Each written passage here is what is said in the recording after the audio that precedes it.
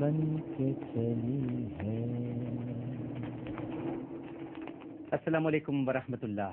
پیارے نبی کی پیاری نواسی شام کو قیدی بن کے چلی ہے۔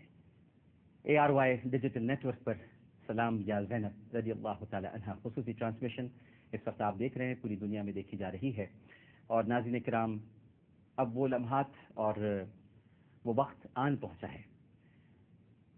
پاکستان کے وقت کے مطابق ناظرین کرام 61 ہجری 10 محرم الحرام جمعے کے روز کربلا ختم ہو چکی تھی۔ اس وقت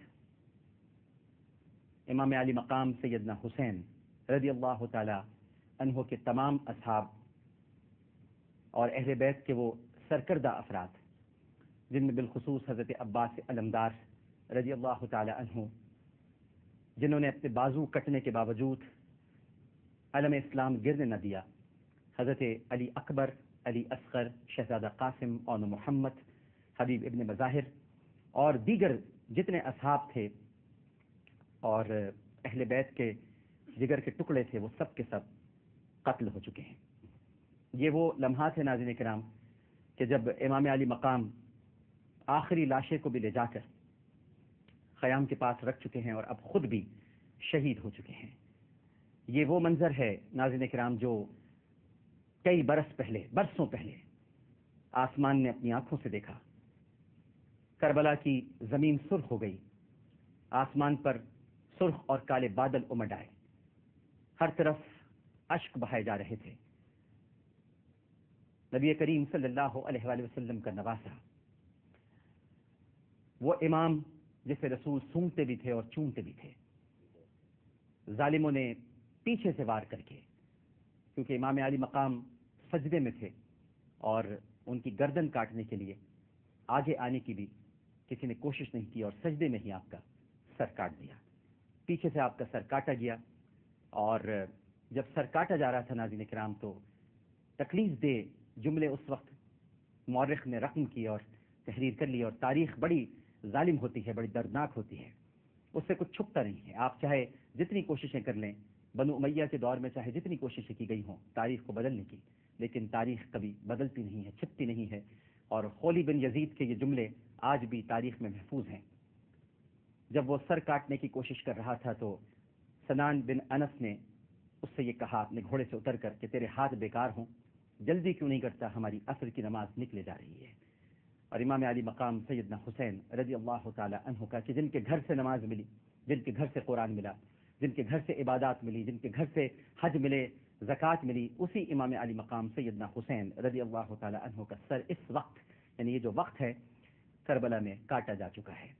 اور اب تھوڑی دیر کے بعد جو قیامت، اصل قیامت جسے میں کہتا ہوں، ہو سکتا ہے میں غلط ہوں، علامہ صاحب میری تصحیح کر دیں، مرزا صاحب میری تصحیح کر دیں، لیکن میں یہی سمجھتا ہوں کہ اصل کربلا تو ان شہداء کے لاشیں گرنے کے بعد بپا ہوئی ہے، جب نبی زادیوں کی چادریں کھینچی گئی ہیں۔ اور وہ چادریں ناظرین کرام، جب میں یہ بیان کرتا ہوں تو میرے رونگٹے کھڑے ہو جاتے ہیں کہ ان کی چادریں کھینچی گئی ہیں کہ جنہوں نے نہ کبھی کسی نامحرم کو دیکھا اور جنہیں کبھی کسی نامحرم نے نہ دیکھا، ان کی چادریں اتاری گئی ہیں، ان کے سروں سے ردائیں اتار کر انہیں کوفہ اور شام کے بازار میں پھیلایا گیا ہے، اور یہ مناظر بھی ابھی آسمان میں دیکھنے ہیں۔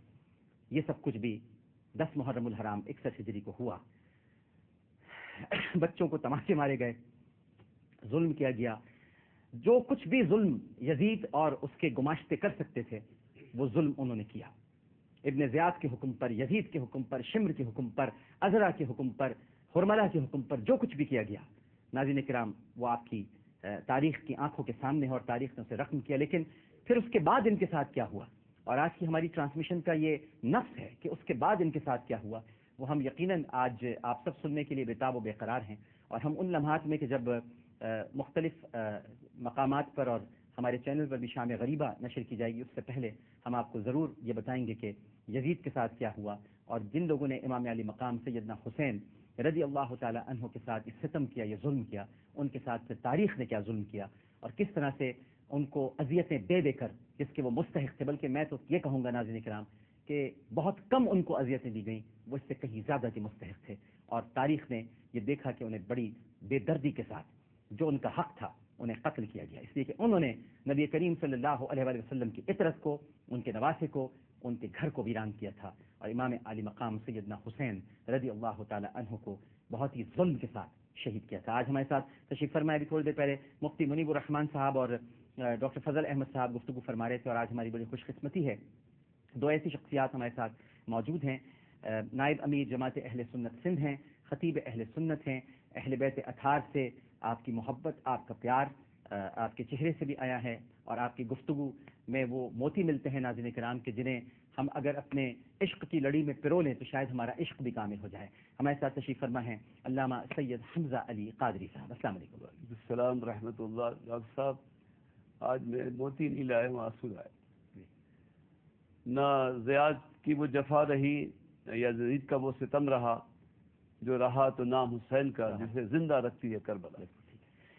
ان کے ساتھ تشریف فرما ہے مرکزی محرک آل پاکستان شیعہ ایکشن کمیٹی اور مرکزی صدر متحدہ علماء محض پاکستان۔ آپ نے اپنے جوان بیٹے کو کھویا ہے، اور آپ جانتے ہیں کہ بیٹے کے کھونے کا غم کیا ہوتا ہے۔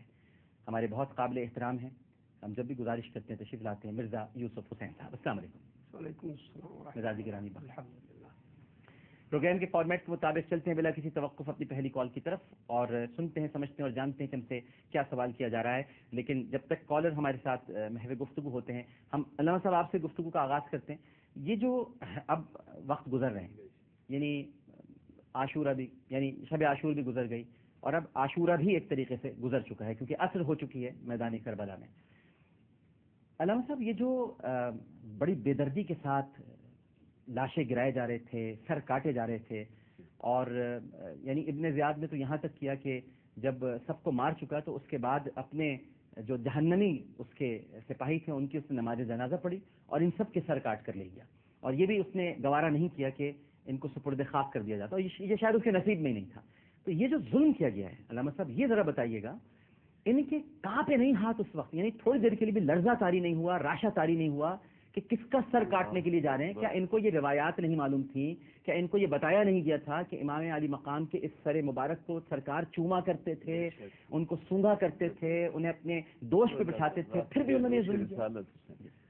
ہر غامر کے غیر آباد جو کہتے ہیں عمرات الارض، ہر غامر کے عامر حسین ہے، اور ملت بیضا کے یوسف حسین ہے۔ واہ! نماز روزہ تو یہ یاد رہا تھا، لیکن اس کی روح ان سے نکل گئی تھی۔ وہ جس قدر ظلم ہوا، ظلم بھی اپنے کمال پہ تھا اور صبر بھی اپنے کمال پہ تھا، اور جیسا کہ عرض کرتے ہیں کہ صبر ہو نہیں سکتا جب تک جب نہ ہو، اس طرف سے جب شدید تھا، اس طرف سے صبر مزید اور مزید مزید تھا۔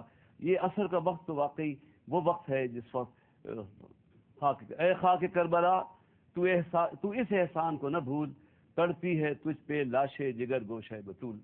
یہ آج ڈاکٹر صاحب کس کا خون بہا ہوا ہے؟ وہ نماز پڑھاتا، وہ خدمت کرتا، یہ وہ خون ہے جس سے مسلمانوں کا صدقہ حرام ہے۔ یہ کیسا خون، پاکیزہ خون ہے۔ اللہ اکبر! کربلا کے میدان میں کیسا خون ہے؟ یہ وہ پاک خون ہے کہ مسلمانوں کے پاک مال سے پاک صدقہ بھی اس خون پہ حرام۔ اللہ اکبر! اللہ اکبر! تم نے اہل بیت کو کیا سمجھا ہے؟ تم نے خون رسول کو کیا سمجھا ہے؟ ظاہر ہے کوئی مشکل آتی ہے، کوئی بہت بیمار ہوتا ہے اور جانکاری کا عالم ہوتا ہے، اسے خون دیا جاتا ہے۔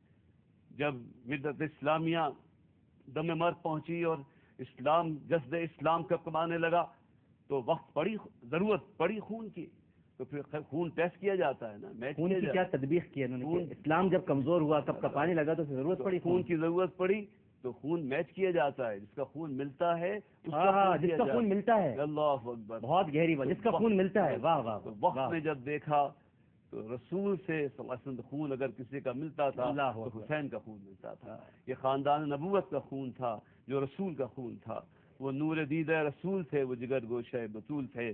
امام حسین اللہ تعالیٰ ان کے خاندان، کسی نبی، لاکھوں نبی گزرے ڈاکٹر صاحب، کسی ایک نبی کے بھی خاندان نے اتنی بڑی قربانی نہیں دی ہے جو ہمارے آقا و مولا حضرت محمد صلی اللہ علیہ وسلم کے خاندان نے قربانی دی ہے۔ اور جگر گوشہ رسول ٹکڑے ٹکڑے ہوئے، آپ کی اولاد کی اولاد، اللہ اکبر، کربلا کے میدان میں، اور کربلا کا میدان قیامت تک ایک سبق بنا ہوا ہے کہ دیکھو تم زندگی کسی حصے میں ہو، عمر کے کسی حصے میں ہو، حق پہ قربان ہو جانا۔